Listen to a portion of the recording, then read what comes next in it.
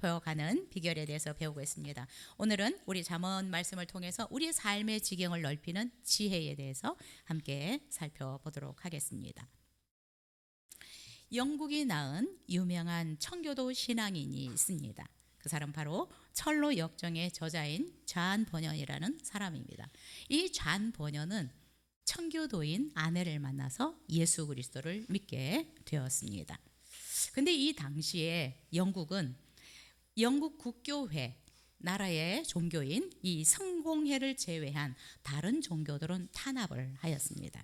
특히 잔 버녀는 그 국왕 찰스 2세 때 일했던 사람입니다. 근데 이 잔 버녀는 청교도이었는데 복음을 전하다가 국교회가 아닌데 이 복음을 전하다가 결국 그 혐의로 12년 동안 감옥에서 살게 되었습니다. 그 감옥에서 쓴 책이 철로 역정입니다. 그런데 어느 날 이 감옥에 있는데 간수가 잔 버년 목사님에게 윗사람 몰래 옥문을 열어주면서 집에 가서 사모님과 아이들과 잠깐 시간을 보내고 돌아오라라고 이야기를 하였습니다. 근데 목사님이 그 이야기를 듣고 조금 갔는데 생각하니까 성령님이 원하시지 않는 것 같은 거예요. 그래서 다시 돌아와서 그 간수에게 이렇게 얘기했다고 합니다. 성령님이 인도하시는 길이 아닌 것 같아서 돌아왔습니다 라고 이야기를 하였습니다. 그런데 여러분, 1시간 후에 찰스 국왕이 직접 이 옥을 시찰을 나온 거예요. 그리고 잔 버년이 있나 없나 확인하고 돌아갔습니다. 그래서 이 간수가 목사님에게 와서 목사님이 성령의 인도와 지도를 따라서 행동하셨기 때문에 저와 목사님이 살게 되었습니다 라고 하였습니다. 여러분, 우리가 성령의 인도를 따라서 살아간다, 하나님의 인도를 따라서 살아간다라고 하는 것은 굉장히 놀라운 일들을 경험할 수 있는 것 같습니다. 자, 그런데 우리는 성령의 인도, 성령의 지도보다 그냥 내 인생은 나의 것이니까 나의 행복도 내 손으로 내 힘으로 라고 생각하면서 내 뜻과 내 지식과 내 경험을 앞세워서 살아갈 때가 참 많이 있는 것 같습니다. 오늘은 이 본문 말씀을 통해서 하나님께서 하나님의 자녀들이 새 영역에서 어떻게 그 지경을 넓혀갈 수 있는지 우리에게 가르쳐주고 있다라고 생각이 듭니다. 자, 첫 번째 1절 2절 같이 읽겠습니다. 시작. 내 아들아, 나의 법을 잊어버리지 말고 내 마음으로 나의 명령을 지키라. 그리하면 그것이 내가 장수하여 많은 해를 누리게 하며 평강을 더하게 하리라. 네, 첫 번째, 하나님은 우리의 생명의 영역, 지경을 넓히시기를 원합니다.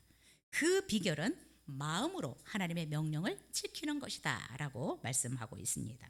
오늘 본문에서 우리의 삶의 지경을 넓히는데 특별히 1절 2절에서는 우리의 생명의 지경을 어떻게 넓혀가실 수 있는지 그 지혜를 우리에게 말씀해 주고 있습니다.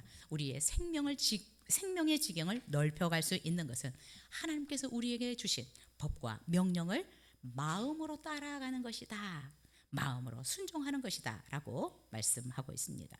여러분, 우리가 하나님의 말씀을 따라 살 때 형식적으로가 아니라 마음을 다해서 따라갈 때 우리의 생명의 지경이 넓어질 수 있다라고 성경은 말씀하고 있습니다. 오늘 본문에서 하나님의 법과 명령을 마음을 다해서 따를 때 내가 장수하고 많은 해를 누리게 되며 평강을 더하게 하시리라 라고 하나님이 약속해 주셨습니다. 사람들은 다 누구나 장수하고 싶어 합니다. 평강을 누리기를 원하고요. 우리가 장수를 하되 오래 살되 안 좋은 환경에서가 아니라 좋은 환경에서 평강을 누리면서 풍요로움을 누리면서 장수하기를 누구나 다 원할 것입니다. 이스라엘 백성에게 있어서도 이 장수라고 하는 것은 인간이 이 땅에서 누릴 수 있는 가장 큰 복으로 여겼습니다.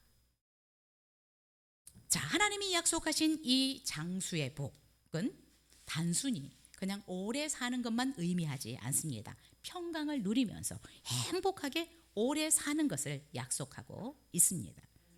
어떤 자에게 하나님의 법과 명령을 마음으로 따르는 자가 이런 좋은 환경에서 평강을 누리면서 행복하게 오래 살 수 있다라고 말씀하셨습니다. 하나님은 마음으로 그의 말씀과 그의 뜻을 따라 살아가는 자들에게는 생명의 지경이 넓혀질 수 있다라고 말씀해 주고 있습니다. 그런데 여러분, 우리가 생각해 보면 하나님이 우리의 생명을 길게 해주지만 우리는 이 땅에 태어나서 죽게 되어 있습니다. 한 번 죽는 것은 사람에게 정했습니다. 근데 하나님은 우리가 오래 사는데, 풍요롭게 사는데 이 땅에서의 장수만을 말씀하고 있지 않습니다. 정말 하나님의 법을 따라 하나님의 명령을 따라서 살아가면 영원히 행복하게 살 수 있는 곳으로 우리를 인도하시는 것입니다. 그래서 우리가 정말 예수 그리스도를 믿으면 하나님의 자녀가 되고 아름다운 하나님 나라에서 영원토록 살 수 있다라고 말씀을 하셨습니다. 눈물도 고통도 또 질병도 죽음도 없는 최고의 장소 천국에서 영원히 살 수 있는 복을 하나님은 약속하셨습니다. 하나님의 법과 명령을 따르는 자들에게 하나님은 하나님의 말씀을 따라서 살아가는 자들에게는 이렇게 우리의 생명의 지경이 이 땅에서뿐만 아니라 영원한 세상까지 넓혀주시겠다라고 말씀을 하셨습니다. 여러분, 실제적으로 하나님은 우리가 하나님의 법을 따라서 살아갈 때 이 땅에서도 장수하고 평강을 누리고 또한 풍성한 은혜를 누리고 살아가는 것을 또 성경에서 많은 인물들을 통해서 우리는 보았습니다. 하나님의 법을 잘 지키고 정말 장수하고 평강을 누렸던 대표적인 인물이라고 하면 여러분은 누구를 생각하십니까? 저는 다윗이라고 생각이 듭니다. 참 다윗은 하나님의 법을 지키려고 애썼던, 노력했던 사람이고, 그래서 정말 이 다윗은 오랫도록 평강을 누리면서 풍성한 삶을 누렸던 사람이다라고 생각이 됩니다. 물론 굴곡도 있었지만, 그래서 성경은 이 다윗을 굉장히 장수하고 평강을 누린 대표적인 인물로 우리에게 소개를 하고 있습니다. 열왕기상 3장에 보면 이렇게 얘기를 합니다. 내가 내 길로 행하여 내 법과 내 계명을 지키면 내 조상 다윗처럼 오래 살고 평강을 누리게 할 것이다. 하나님은 약속하신 대로 하나님을 경외하고 그의 법을 다윗처럼 지킨 왕들에게는 나라가 평안하고 부흥하게 하셨습니다. 뿐만 아니라 왕 자신도 장수하고 평강을 누리는 삶을 살게 하셨습니다. 하나님의 법을 철저히 따랐던 이 요시야 왕에게도 하나님은 장수와 평강의 복을 누리게 하셨다라고 기록하고 있습니다. 열왕기하 22장에 보면 이렇게 말씀합니다. 내가 내 앞에서 겸손하고 내 이름을 향하여 마음을 다하여 나를 두려워하며 내 앞에서 울며 내 말을 듣고 내 법을 지켰으므로 내가 너에게 평안과 장수를 줄 것이라 라고 말씀하셨습니다. 여러분, 우리가 이 땅에 사는 날 동안 장수하지만 평강을 누리면서 장수했으면 좋겠습니다. 이 비결은 하나님의 법과 명령을 잘 따라서 살아갈 때 하나님이 장수하고 평강의 복을 누리게 하시겠다라고 약속하셨습니다. 여러분, 하나님의 말씀을 따라서 사는 자들은 생명의 지경이 넓어집니다. 그래서 영혼의 세계까지 이릅니다. 이 복을 여러분 주변에 있는 분들도 함께 누릴 수 있기를 바랍니다. 여러분, 이 하나님께서 우리에게 주신 이 생명이 길고 평강의 복은 가장 좋은 상태에서 오래도록 지속되도록 하는 것이기 때문에 가장 놀라운 축복이다라고 생각이 됩니다. 지금 많은 사람들도 다 오래 살기를 원하는데 아픈 분들이 너무 많은 것 같아요. 특히 이제 연세 드시면서, 그렇죠? 그래서 참 우리가 이 평강의 복을 누릴 수 있기를 위해서 정말 하나님의 법, 하나님의 말씀을 잘 따라서 살아갈 수 있었으면 좋겠습니다. 자, 두 번째, 하나님이 우리의 지경을 넓히는 부분에 대해서 3절, 4절 살펴보시겠습니다. 같이 읽겠습니다. 시작. 인자와 진리가 내게서 떠나지 말게 하고 그것을 내 목에 매며 내 마음판에 새기라. 그리하면 내가 하나님과 사람 앞에서 은총과 귀중히 여김을 받으리라. 하나님이 3절 4절을 통해서 우리의 지경을 넓히는 영역이 어디냐? 4절에 보면 내가 하나님과 사람 앞에서 은총과 귀중히 여김을 받으리라 라고 말씀하고 있는데, 이거는 인간관계의 지경을 넓히는 부분에 대해서 말씀하고 있다라고 생각이 듭니다. 우리가 하나님과 사람 앞에서 은총과 귀중히 여김을 받기를 하나님은 원합니다. 그러려면 사랑과 진리를 마음에 새기고 살아라 라고 말씀하고 있습니다. 여러분, 이 사랑과 인자, 사랑과 진리를 마음에 새기라 라고 하는 말씀은 인간이 하나님과 사람에게 갖춰야 될 가장 중요한 태도를 가르쳐주고 있는 것입니다. 내가 하나님을 향해서, 사람들을 향해서 어떤 태도를 가져야 되느냐, 어떤 마음을 가져야 되느냐, 사랑하는 마음과 진리를 가져야 된다라고 얘기하고 있습니다. 여러분, 우리가 하나님을 대할 때나 사람들을 대할 때 기초가 무엇이어야 되느냐? 사랑이어야 되고 진리여야 된다라고 말씀하고 있습니다. 그러면 하나님과의 관계도 좋아지고 사람과의 관계도 좋아집니다. 우리가 살아가면서 하나님과 좋은 관계를 가지고 살고 사람들과도 좋은 관계를 형성하는 것은 저는 굉장히 중요한 일이다라고 생각이 됩니다.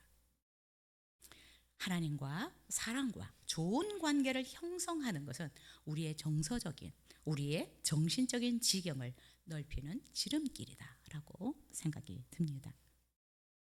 여러분, 우리가 누군가와 관계가 좋지 않으면 이것보다 에너지가 많이 소모되는 일이 없습니다. 여러분, 일은 그렇게 신경이 많이 안 써요. 뭐 다시 하면 되고. 그렇지만 이 관계는 우리의 신경을 굉장히 많이 쓰게 하는, 그래서 에너지를 굉장히 많이 쓰게 하는 영역입니다. 우리가 신앙생활을 오래 하는데 여러분, 가장 중요한 관계는 하나님과의 관계입니다. 이 관계를 잘 할 수 있어야 합니다. 하나님과의 관계를 잘 할 수 있어야 돼요. 그런데 여러분 생각해 보세요. 우리가 신앙생활을 오래 했어요. 그렇죠? 10년 이상씩 했는데 하나님과의 관계를 지금도 잘 못하는 분들이 있어요. 하나님과의 관계가 아직도 친밀하지 못한 분들이 많이 있어요. 또 우리도 생각해 보면, 우리가, 저도 이렇게 나이가 많이 들었지만 여러분도 다 20세 이상은 다 됐잖아요. 그렇죠? 수십 년 이렇게 사회생활을 해왔는데 인간관계가 여전히 어렵고 힘든 분들이 많이 있어요. 여러분은 어떻습니까? 하나님과의 관계, 인간과의 관계. 여러분, 인간 중에서 여러분은 가족과의 관계는 어떻습니까? 여러분, 직장 동료들과의 관계는 어렵지 않습니까? 이 에너지가, 신경이 안 쓰입니까?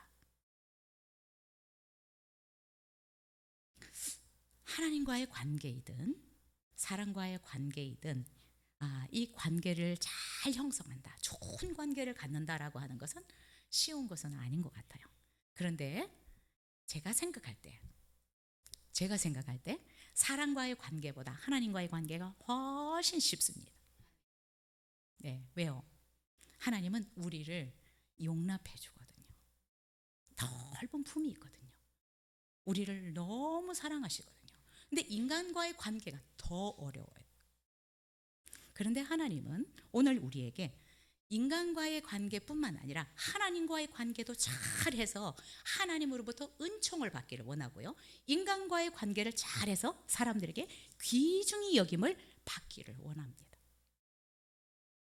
그래서 여러분, 우리가 참 학교 공부를 많이 하는데 그거를 중요하게 생각하는데, 제가 이렇게 살아보니까, 저는 막 여러 나라에서 살아봤잖아요. 그렇죠? 타문화에서 여러 나라에서 이렇게 살아보니까 중요한 것은 내가 사람과의 관계를 잘하는 것이 굉장히 중요해요. 예.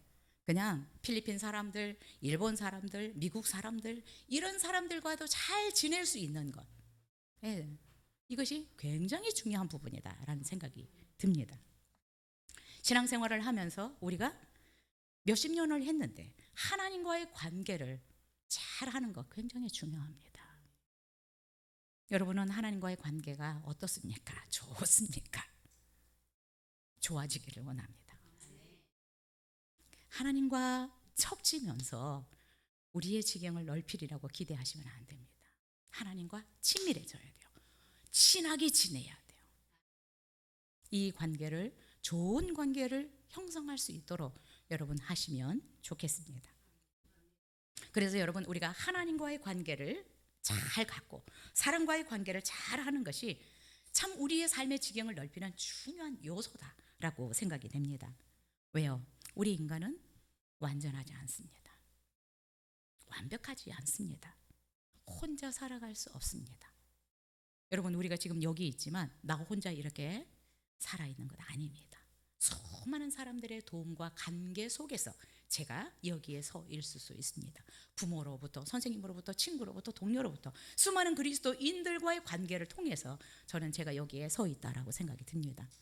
여러분, 나 혼자 독야청청할 수 없습니다. 더불어서 함께 살아가는 이 훈련을 우리가 잘 하실 때 우리의 삶의 지경도 넓혀갈 수 있고요. 무엇보다 중요한 것은 하나님과의 관계를 잘하는 것 중요합니다. 여러분, 한번 점검해 보시면 좋겠습니다. 나는 신앙생활을 이 정도 했는데 하나님과 얼마나 친밀한가? 하나님과의 관계는 좋은가? 하나님 앞에 아직은 삐져 있지 않는가? 신앙생활을 오래 했는데도 하나님과의 관계가 틀어져서 복의 근원인 하나님을 떠나는 사람들이 있다는 거예요. 신앙생활을 오랫동안 했는데 하나님과의 관계가 틀어져서 섭섭해서 생명의 근원이고 복의 근원인 하나님을 떠난 사람이 있다라는 것입니다. 그래서 지금도 여전히 신앙생활 하면서 하나님과 거리감이 있고 하나님과 대면하고 여러분은 어떻습니까?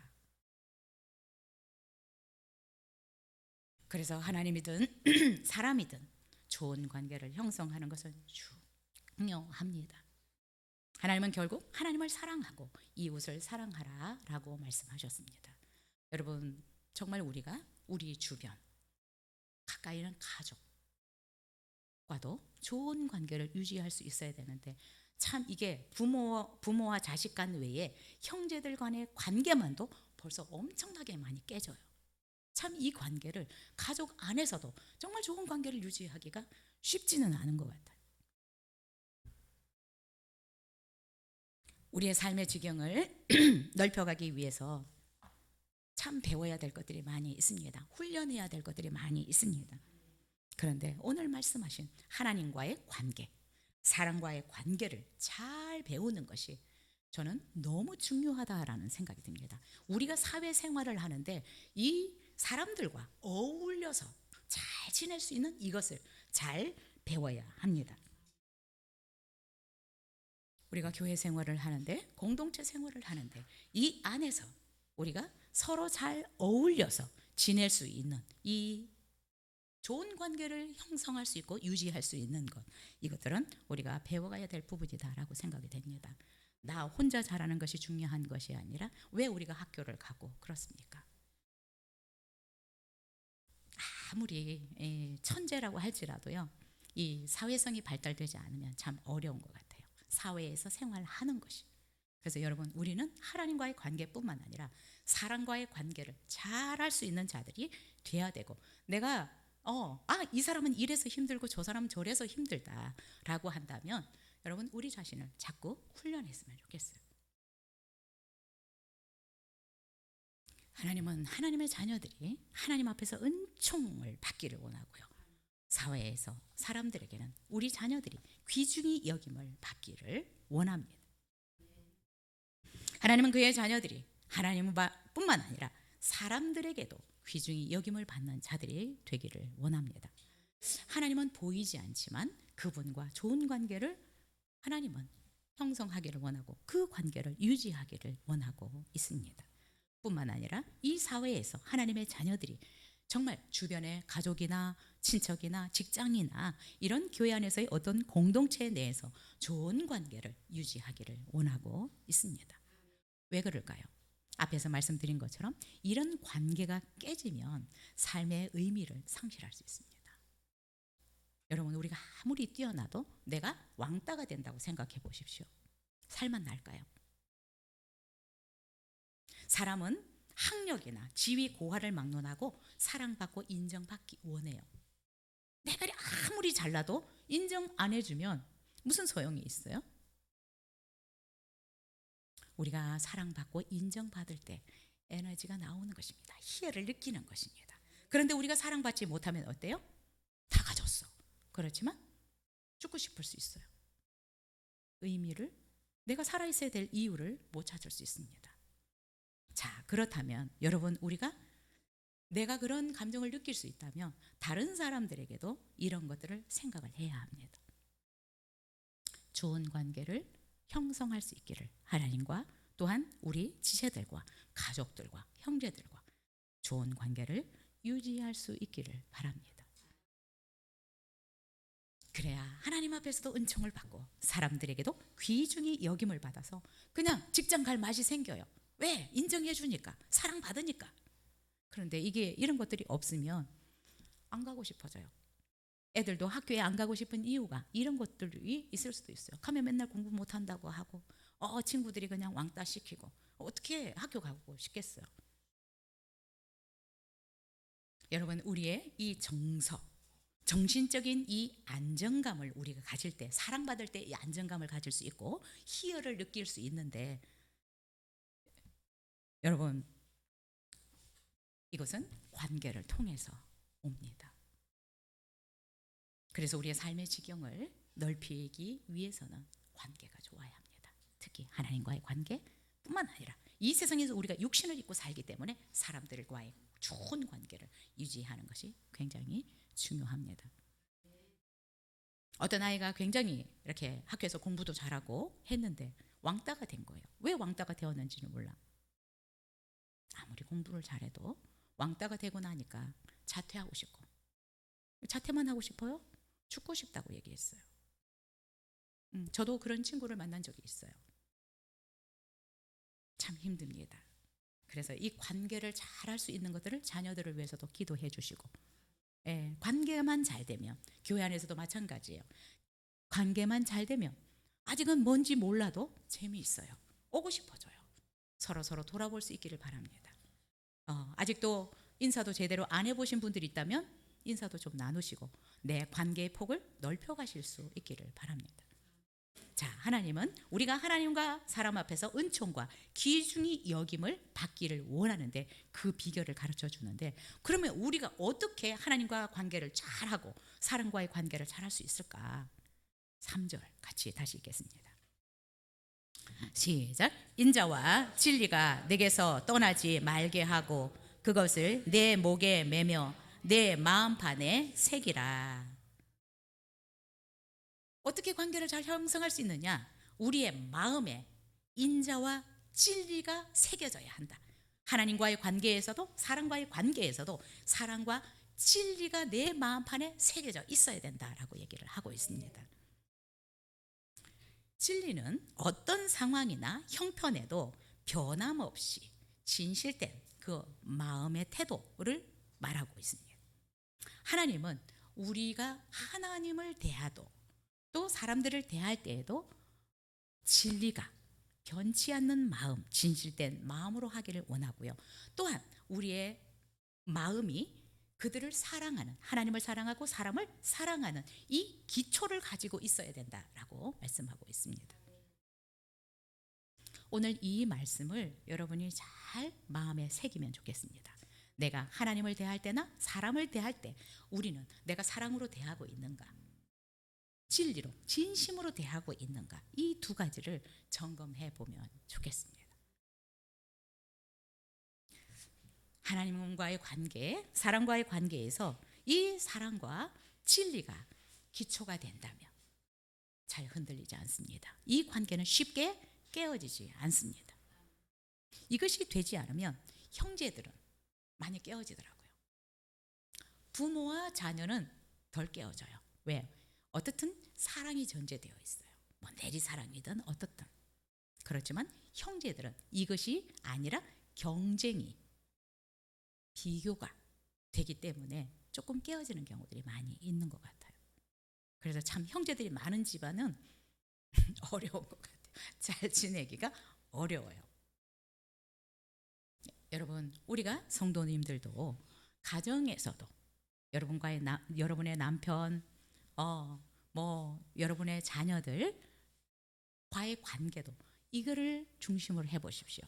사랑과 진리를 여러분 가지고 관계를 해보십시오. 그러면 하나님과의 관계도 더 좋아질 것이고 여러분의 가정에서나 직장에서도 좋아질 것이라고 믿습니다. 동서고금을 막론하고 사랑받고 귀중히 여김 받았던 사람들은 이런 성품을 가졌던 것 같아요. 사람을 대할 때 사랑으로 대하고 뭔가 진실됨으로 대했던 사람들이라고 생각이 됩니다. 참 그런데 우리가 이런 것들이 쉽지 않은 것 같아요. 예. 그래서 우리의 마음에 사랑과 진리가 새겨져 있어야 되는 거예요. 이럴 때는 이 사람을 대할 때는 이렇게 하고 저 사람을 대할 때는 이렇게 하고 이게 아니라 우리의 마음판에 진리와 사랑이 새겨지면 누구와의 관계를 하든 하나님과의 관계든 형제들과 직장인과의 관계든 이 관계가 쉽게 깨어지지 않을 수 있다.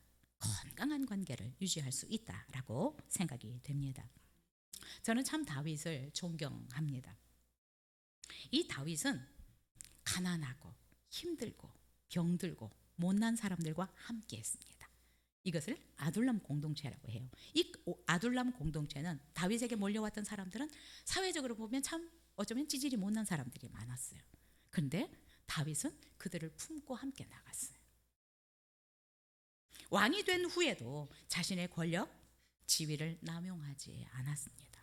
그래서 다윗은 하나님을 향해서나 사람을 향해서 정말 오늘 말씀하신 것처럼 인자와 진리를 마음판에 새기고 살았던 사람이고 하나님과의 관계에서나 사람과의 관계에서 이 사랑과 진리를 잘 적용했던 사람이라고 생각이 듭니다. 그래서 다윗은 그를 죽이려고 끊임없이 쫓아다니는 이 사울을 향해서도 이 관계를 사랑과 진리에 두었다라고 생각이 듭니다. 그래서 끝까지 기회를 주셨음에도 불구하고 그를 해치지 않을 수 있었던 것은 사랑과 진리가 그의 마음에 새겨져 있었기 때문이다라고 생각이 됩니다. 그래서 저는 다윗은 하나님뿐만 아니라 사람에게도 귀중히 여김을 받았던 사람이다라고 생각이 됩니다. 여러분, 그랬기 때문에 다윗을 사람들이 밀어주잖아요. 왕으로 추대할 수 있었던 것은 그가 넓은 가슴을 가지고 사람들을 사랑과 진리로 대했기 때문에 많은 사람들이 그를 왕으로 밀어줬다라고 생각이 듭니다. 여러분, 우리가 어딘가에 뭐 이렇게 왕위에 서고 하는 것도 누군가가 밀어줘야 합니다. 네, 밀어줘야 하고 인정해줘야 하고 누군가가 세워줘야 합니다. 그래서 다윗은 하나님을 대할 때도 사랑과 진리로 아둘람 공동체의 못난 그 사람들을 향해서도 또 이스라엘 백성들을 향해서도 그는 사랑과 진리를 적용하면서 살았습니다. 멋진 사람입니다. 그래서 하나님은 다윗을 향해서 참 너는 내 마음에 꼭 든다. 우리는 아직 멀었어요. 언제 하나님 마음에 쏙 든다라고 얘기 들을 수 있을까요?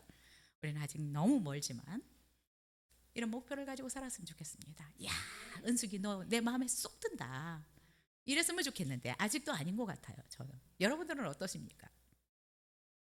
자, 이렇게 하나님을 향해서 사람들을 향해서 사랑과 진리로 대하니까 하나님께서 그의 삶의 지경을 넓히시는 하나님 앞에서도 은총을 받게 하셨고 많은 사람에게도 인정받게 하셔서 결국 가장 존경받는 이스라엘의 왕이 되었습니다.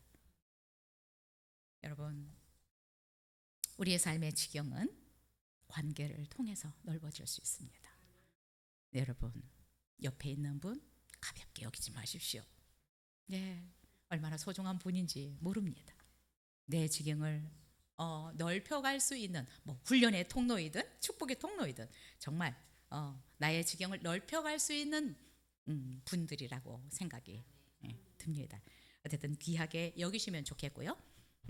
서로에게 좋은 도전이 되고 정말 서로를 세워갈 수 있는 그래서 정말 누군가의 어떤 성공에 내가 기여할 수 있는 그런 사람들이 되었으면 좋겠습니다. 우리 세 번째 5절부터 7절 같이 보시겠습니다. 시작. 너는 마음을 다하여 여호와를 신뢰하고 내 명철을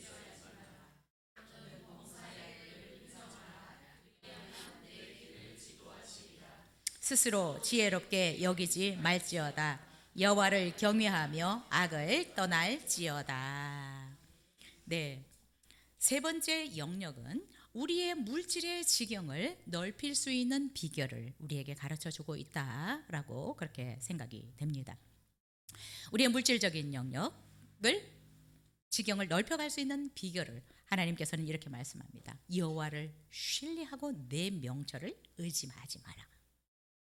하나님을 의지하고 신뢰하고 온전히 하나님을 신뢰하고 내 명철을 신뢰하지 마라. 네, 하나님 분명히 우리에게 말씀합니다. 신뢰해야 될 것과 신뢰하지 말아야 될 것을 분명하게 우리에게 가르쳐 주고 있습니다. 하나님을 절대적으로 신뢰하지만 내 명철을, 네 자신을 신뢰하지 말아라 라고 말씀하셨습니다. 근데 여러분, 우리가 이 세상 살아가면서 우리는 대부분 우리의 힘, 우리의 지식, 우리의 경험을 의지하고 살아갈 때가 많이 있습니다. 근데 하나님은 우리의 지식, 명철, 경험 이런 거를 의지하지 말라라고 말씀하셨습니다. 이것이 우리의 삶의 지경을 넓히는 지혜로운 방식이 아니라는 것입니다. 우리는 우리의 지식과 우리의 경험을 따라서 열심히 이렇게 하면 우리의 지경을 넓혀갈 수 있다라고 얘기를 하지만 하나님은 그것은 지혜로운 방법이 아니다라고 우리에게 말씀하고 있습니다.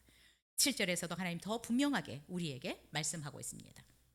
우리 자신을 스스로 지혜롭다고 여기지 말아라 라고 말씀하고 있습니다. 여러분, 우리 스스로를 지혜롭게 여긴다라고 하는 말이 무슨 말일까요? 전지전능하신 하나님보다 자신이 더 뛰어나다, 최고다 라고 생각하는 것입니다. 스스로를 지혜롭게 여기면 어떤 현상이 벌어질까요? 자기의 명철을 의지하고 살아가면 어떤 현상들이 벌어질까요? 하나님께 나가지 않을 것입니다. 하나님을 의지하지 않을 것입니다. 더 나아가 하나님을 경외하지 않을 것입니다. 하나님은 그러면 이것을 악한 것이라고 말씀하고 있습니다. 우리 자신이 똑똑하기 때문에 하나님 없이도 충분히 내가 모든 것을 할 수 있기 때문에 스스로를 의지하고 살아가면 결국 하나님을 경외하지 않고 하나님 앞에 도움을 구하러도 나가지 않는데 이런 것을 하나님은 악한 것이다 라고 말씀하고 있습니다. 자신의 명철을 의지하는 것은 하나님보다 자신을 최고로 여기는 것이기 때문에 하나님 보시기에 악한 것입니다. 여러분, 우리는 내가 조금 똑똑한 척 할 수 있고 잘난 척 할 수 있지만 우리의 마음 깊은 곳에 하나님보다 나의 어떤 지혜, 나의 명철, 나의 지식 이것을 더 위에 두고 있다면 이것이 악한 것이다 라는 것입니다. 우리가 많이 배워서 똑똑할 수 있어요. 그러나 우리가 늘 인정할 수 있는 것은 하나님이 최고입니다. 하나님, 제가 이렇게 조금 배웠지만 내가 뭔가 조금 가졌지만 하나님 없으면 저는 한순간에도 무너질 수 있어요. 하나님이 저에게는 최고입니다. 하나님 없으면 저는 한순간도 살아갈 수 없습니다라는 고백이 있다면, 늘 그런 마음으로 산다면 하나님이 교만하다고 하지 않을 것이라고 생각이 듭니다. 그래서 우리의 마음을 점검해 볼 필요가 있다라고 생각이 됩니다. 여러분, 스스로 지혜롭게 여기지 말라. 내 생각과 내 판단이 최고라고 생각하지 말라라는 것입니다. 근데 사사시대에는 자기 생각이 최고인 줄 알고 살았어요. 그래서 어때요? 자기 소견에 오른 대로, 자기 생각에 오른 대로 행동했습니다. 그런데 그들이 결국은 어땠습니까? 늘 하나님 앞에 몽둥이로 맞는 일만 했습니다.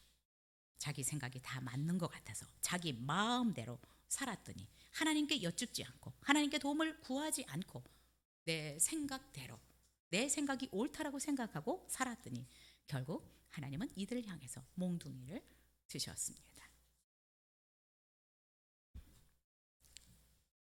우리의 판단의 기준이 하나님의 말씀이 아닌 내 생각, 내 지식, 내 경험을 하나님보다 더 위에 두지 마시기 바랍니다. 내가 내 분별력이 있죠. 어떻게 해야 되겠다는 계산들도 있을 수 있습니다. 그러나 항상 하나님 앞에 기도하십시오. 그것이 하나님께로부터 오는 지혜일 수도 있지만 이것이 하나님께서 주신 생각이라면 하나님이 이루어 가시기를 위해서 하나님 앞에 나아가 도움을 구하고 기도하실 수 있기를 바랍니다. 하나님의 말씀이 아닌 내 경험, 내 지식을 하나님 말씀보다 위에 두지 말기를 바랍니다.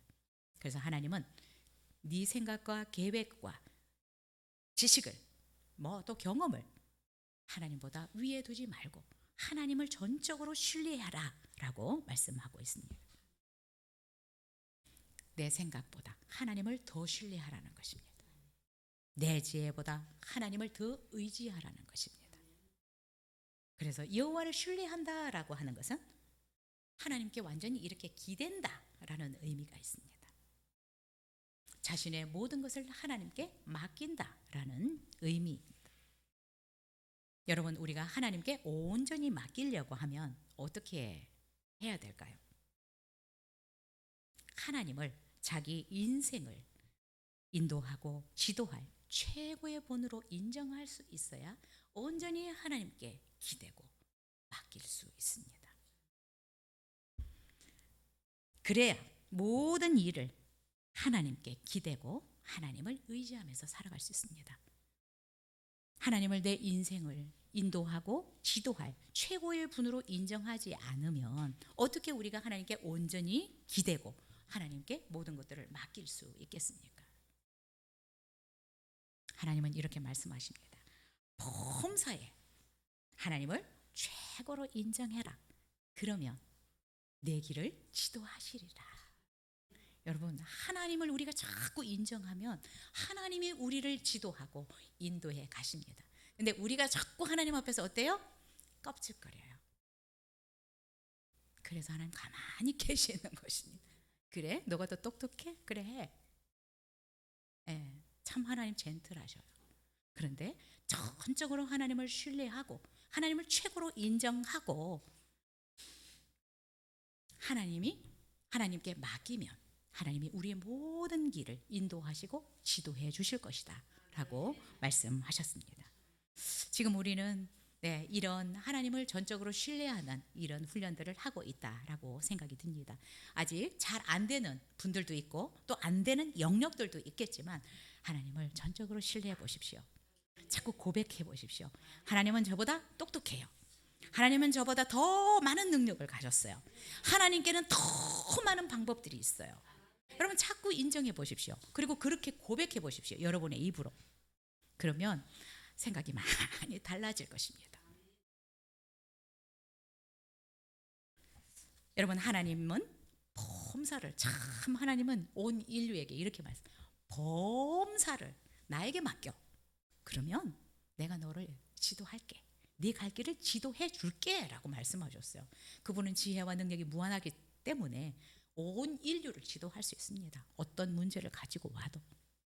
그래서 여러분, 큰 문제만 아니라 하나님은 사소한 문제도 하나님 앞에 나와서 쫑알거리고 도움을 요청하기를 원하십니다. 우리의 건강의 문제, 우리의 어떤 진로의 문제, 우리의 재정의 문제, 이 모든 것들도 하나님께 자꾸 맡기라는 것입니다. 그러면 지도하겠다라고 말씀하셨어요. 여러분, 하나님은 월권하지 않은 것 같아요. 왜요? 하나님은 우리에게 자유의지를 주셨는데 우리가 맡기지도 않는데 야, 너 그래가지고 그 일 성사시킬 수 있겠어? 내가 해줄게. 안 하신다는 거예요. 우리에게 자유의지를 주셨기 때문에 그 자유의지를 통해서 하나님 앞에 그 문제를 맡길 때 하나님이 지도해 주시고 인도해 주신다는 것입니다. 왜 하나님이 다 아시면서 안 해주시지? 안 맡기면 하나님은 월권하지 않습니다. 선을 넘지 않으십니다. 맡기십시오. 인정하십시오. 나보다 더 똑똑하다고, 나보다 더 능력이 많다고, 나보다 더 많은 방법들을 가지고 계시다고 인정하시고 맡겨 보십시오. 그러면 하나님이 우리의 길을 지도하시겠다라고 말씀하셨습니다. 이 부분에 훈련을 잘 해야 됩니다. 왜냐하면 성경은 우리에게 우리가 뭔가를 경영하는 것 같은데 하나님이 그것을 이루어 주시지 않으면 허사다라는 것을 끊임없이 말씀하고 있어요. 그런데 우리는 이걸 자꾸 잊어버려요. 내가 이렇게 열심히 하면 되겠지. 근데 성경은 그렇게 말씀 안 하세요. 잠언 16장 1절에서 이렇게 얘기합니다. 마음의 경영은 사람에게 있어도 말의 응답은 여호와께로부터 나오느니라. 사람이 마음으로 자기의 길을 계획할지라도 그의 걸음을 인도하시는 이는 여호와다. 인도 안 해주면 안 된다는 거예요. 그리고 어떤 길은 사람이 보기에 바르나 필경은 사망의 길이니라. 우리가 이런 길을 가면 안 될 것 같아요. 우리의 눈과 하나님의 눈이 달라요. 우리가 선택하는 것은 소돔과 고모라를 선택할 수 있어요. 너무 잘 될 것 같거든요. 자, 그래서 잠언 16장 3절에서 우리에게 이렇게 말씀합니다. 너의 행사를 여호와께 맡기라. 그리하면 네가 경영하는 것이 이루리라. 우리의 경영하는 것이 내가 경영을 잘해야 이루어지는 것이 아니라 하나님께 맡기라. 그러면 너의 경영하는 것이 이루어지리라 라고 말씀하셨습니다. 하나님을 전적으로 신뢰하는 것이 우리의 삶의 지경을 넓히는 비결입니다. 삶의 지경을 넓히시기를 원하시면 하나님을 최고로 인정하십시오. 하나님 최고의 능력이 있으신 분, 최고의 지략이 있으신 분, 하나님께는 최고의 방법이 있으신 분이라고 인정하시고 그분께 맡기면 그분이 시도해 주실 것이다 라고 말씀하셨습니다. 여러분, 우리가 아무리 똑똑한 척해도 우리 힘으로 잘 안 되는 것 같아요. 이거를 빨리 깨달아야 여러분이 고생을 덜 합니다. 자, 베드로는 어부로서 이 갈릴리 바다에서 뼈가 굵은 사람입니다. 갈릴리 바다의 모든 상태를 저는 잘 알고 있는 사람이다 라고 생각이 듭니다. 그런데 어떻습니까? 그가 그동안 경험했던 지식들, 일반 상식들, 이 모든 것들을 동원을 해서 저녁 내내 조업을 했어요. 고기를 잡았어요. 근데 한 마리도 못 잡았어요. 근데 예수님께서 베드로에게 깊은 데로 가서 그물을 내려라 라고 말씀하셨습니다. 베드로의 상식, 경험에서 볼 때는 깊은 곳에 그물을 던지는 것은 전혀 가망이 없는 말씀이었습니다. 그러나 베드로는 예수님을 인정했습니다. 최고의 선생님으로. 그래서 선생님, 우리가 밤이 새도록 모든 경험과 지식과 방법을 동원해서 고기를 잡았는데 한 마리도 못 잡았습니다. 그런데 예수님을 내가 최고로 인정하고 말씀에 순종해서 그물을 내리겠습니다. 여러분, 우리에게 이런 자세가 필요하다라고 생각이 됩니다. 여러분, 자꾸 하나님 앞에서 잘난 척하지 마시고 도움을 구하십시오. 하나님이 최고라고 인정하십시오. 모든 것을 다 알고 고기가 어디에 있는지도 아시지만 고기를 한 곳에 딱 모을 수도 있는 분이, 모든 방법이 그분께는 다 있습니다. 하나님은 우리의 지식, 경험, 명철 의지하지 말고 범사에 모든 일에 하나님이 더 전능하시다, 더 능력이 있으시다, 더 많은 방법들을 가지고 계시다라는 것을 인정하고 하나님을 의지하고 하나님께 기대라 라고 말씀하고 있습니다. 그러면 우리 인생의 길을 지도해 주실 것이다 라고 말씀하셨습니다. 여러분은 여러분의 인생에 지금도 여러분이 주인이라고 생각하고 여러분이 그냥 계획하고 달려가고 있습니까? 하루속히 주인을, 가이드를 바꿀 수 있게 되기를 바랍니다. 이런 삶을 살게 될 때 물질적으로도 정말 우리가 상상할 수 없는 풍요로움과 윤택함을 경험할 수 있을 것이라고 믿습니다. 8절에서 약속하고 있습니다. 우리가 하나님을 전적으로 인정하고 하나님께 기댈 때 하나님은 우리에게 8절처럼 약속하고 있습니다. 물질의 복을 주시겠다. 자, 8절 읽겠습니다. 시작. 내 몸에 양약이 되어 내 골수를 윤택하게 하리라. 우리가 하나님을 전적으로 신뢰하게 될 때는 여러분 우리의 물질적인 영역에서도 풍요롭고 윤택하게 될 것이다 라고 말씀하셨습니다. 하나님을 전적으로 신뢰하고 주인으로 인정하고 우리의 명철을 의지하지 않으면 영적인 측면에서 뿐만 아니라 물질적인 측면에서도 우리를 윤택하고 풍성하게 하시겠다라고 말씀하셨습니다. 하나님을 온전히 신뢰하고 사는 것이 물질적인 지경을 넓히는 비결이다라고 말씀하고 있습니다. 여러분 물론 우리가 열심히 부지런히 사는 것 굉장히 중요합니다. 그러나 하나님의 전능하심, 하나님의 지혜, 하나님의 능력, 하나님의 방법이 나보다 더 뛰어나다라는 것을 인정하고 늘 하나님을 의지하고 하나님께 맡기고 살아간다면 우리의 삶의 영역, 물질적인 영역에서도 풍요로운 삶을 살게 될 것이다 라고 말씀하셨습니다. 자, 그리고 우리의 삶의 지경을 넓힐 수 있는 비결을 한 가지 더 말씀하고 있는데 9절 10절 읽겠습니다. 시작. 내 재물과 내 소산물의 처음 익은 열매로 여호와를 공경하라. 그리하면 내 창고가 가득히 차고 내 포도즙 틀에 새 포도즙이 넘치리라. 자, 물질적인 영역은 물질적인 것을 심어야 되는 부분에 대해서 여기서 말씀하고 있습니다. 내 재물과 내 소산물의 처음 익은 열매로 여호와를 공경하라. 그러면 내 창고가 가득히 차고 내 포도즙 틀에 새 포도즙이 넘치리라 라고 말씀하셨습니다. 여러분 우리는 이 세상을 살아갈 때 참 물질이 중요한 것 중에 하나인 것 같습니다. 예. 우리가 영원한 삶을 위해서 신앙이 중요하지만 육신을 입고 살아가는 이 땅에서 물질이라는 것은 참 중요한 부분이라고 생각이 듭니다. 그런데 우리가 이 세상에서 물질적인 풍요를 누리기 위해서는 하나님은 우리에게 내 재물과 소산물의 처음 익은 열매로 하나님 앞에 드려라 라고 말씀하고 있습니다. 여기서 소산물의 처음 익은 열매라고 하면 모세도 이 부분에 대해서 늘 얘기했습니다. 재물이든 소산물이든 처음 익은 열매를 하나님 앞에 드릴 것을 말씀을 하셨는데 이것은 모든 소산물에 대한 어떤 대표적인 의미라고 볼 수 있습니다. 여러분 어쩌면 또 가장 귀한 것이라고도 볼 수 있습니다. 가장 좋은 것이라고도 볼 수 있습니다. 그리고 또 하나는 하나님이 나의 주인이다라고 인정할 때 나의 가장 귀한 것, 가장 좋은 것들을 하나님 앞에 드리는 것은 하나님이 나의 주인이다라는 인정입니다. 우리가 11조를 드릴 때 10의 1, 10분의 1을 드리지만 모든 것의 주인이 하나님이다라는 고백으로 11조를 드립니다. 그래서 대표성의 원리가 있습니다. 11조를 드리면 모든 것에 하나님이 주신 거라는 이것을 인정하는 것입니다. 여러분 이것이 참 중요합니다. 내가 쓰는 내가 건강이든 물질이든 관계든 어떤 것이든 이 모든 것들을 내가 이렇게 누릴 수 있는 것은 하나님의 은혜입니다.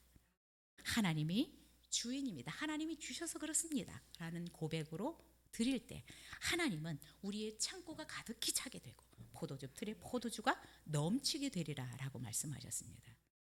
성경의 원리는 심는 대로 거두는 원리입니다. 여러분 우리가 열심히 엑서사이즈를 하면 건강해집니다. 근육도 생기고 물질의 복을 받으려면 물질을 심어야 되는 것입니다. 풍요로운 물질을 원하는데 물질을 하나님 앞에 드리기를 인색하면 풍요롭게 우리가 물질을 거둘 수가 없습니다. 왜냐하면 적게 심는 자는 적게 거두고 많이 심는 자는 많이 거둔다라고 말씀했습니다. 콩을 거두기를 원하면 콩을 심어야 되는 것처럼 물질을 내가 어렵지 않게 쓰고 싶다. 그러면 물질을 드리는 것입니다. 네, 여러분 이것은 양이 아니라 양을 많이 말씀하시는 것이 아니라 하나님이 모든 것을 주신 분이기 때문에 나의 가장 귀한 것, 가장 소중한 것을 하나님께 먼저 드리는 것입니다. 첫 열매라는 게 먼저 드리는 것입니다. 그러면 하나님께서 우리의 물질에 복을 주실 것이다 라고 말씀하셨습니다. 여러분, 하나님 앞에 인색하시지 마십시오. 이거를 정말 안 기뻐하세요. 왜? 하나님이 다 주셨어. 이 세상에 있는 모든 것들이 다 하나님의 것인데 하나님 앞에 늘 인색하게 드리는 것은 하나님이 보실 때 어떨까요? 그냥 뺏고 싶을 수 있어요. 그건 내 거야. 다 내 거야. 다 내게로부터 나간 거야 라고 말씀하실 수 있어. 그래서 많고 적은 것이 아니라 감사함으로 하나님이 주셔서 그렇습니다. 하나님이 주인입니다. 이런 고백을 가지고 드리실 수 있기를 바랍니다. 네. 그러면 하나님께서 우리의 물질의 지경을 넓히시리라고 믿습니다. 이 땅에 살아간 날 동안 우리가 오래 사는 것도 중요하지만 또 물질적으로도 어려움이 없는 것이 중요한 부분이다라는 생각이 듭니다. 그래서 오늘 말씀하신 것처럼 정말 하나님이 모든 것의 주인이라고 인정한다면 우리의 재물과 소산물에 처음 익은 것을 하나님 앞에 구별해서 드리실 수 있기를 바랍니다. 그러면 하나님이 창고를 또 포도즙 틀에 포도즙이 넘치게 해주실 것이다 라고 말씀하셨습니다. 하나님의 말씀대로 행하는 자가 복을 받습니다. 네, 이것은 하나님이 너무나 정확하게 알고 계시기 때문에 그렇습니다. 어쨌든 오늘 우리가 새 영역에서 우리의 생명을 길게 하는 영역, 또 우리의 지경을 넓히는 데 있어서 관계의 중요성, 하나님과의 관계, 또 우리 이웃과 또 우리 가족들과의 관계, 더 나아가서 물질의 이 지경을 넓힐 수 있는 부분에 대해서 배웠습니다. 이 말씀들을 여러분이 가셔서 더 묵상을 해보시고 약속하신 이 복을 받으려면 또 다시 한번 여러분 나름대로 정리하셔서 여러분의 삶에 잘 적용해서 열매 맺을 수 있기를 바랍니다. 기도하겠습니다. 오늘 말씀을 통해서